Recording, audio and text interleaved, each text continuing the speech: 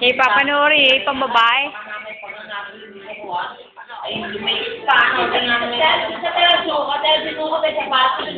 Kasi kalandandang yung mga sapatos. Hindi.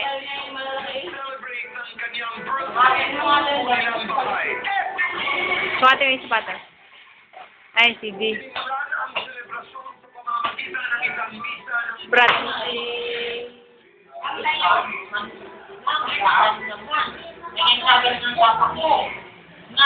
Malalaki yung isa kay Utoy.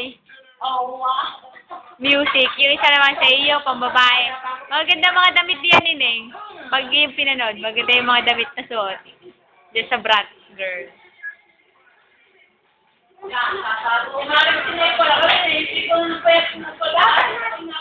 Panoorin mo yan. Maganda yan. Yung, akin na yan. So, Brat. Brat Girl.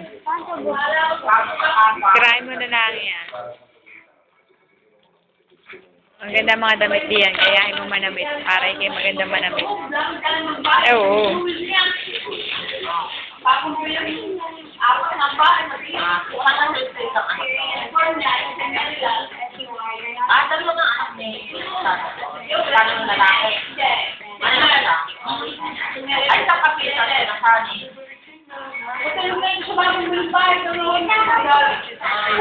Oo, isa.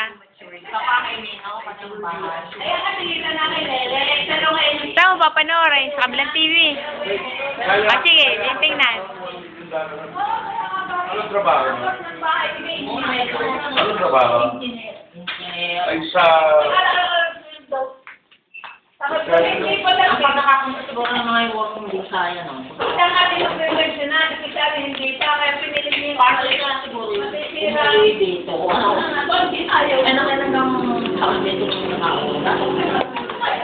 hanggang marsita, kumitigan mo, bababa na ganyan, Parang kamang ng bahay. Ang pinagawa sa yan, walang natira.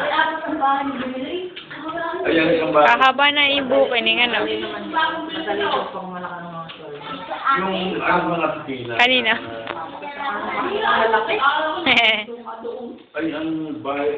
Parang iniisip ko. Lahat naman ni Kasha, ang bag, ang sapatos, ang damit, Ineng. Hindi pa lang. How?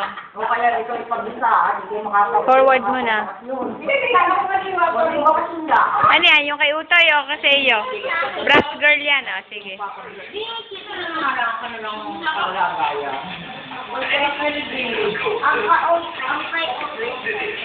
Kay Utoy music naman, pang lalaki.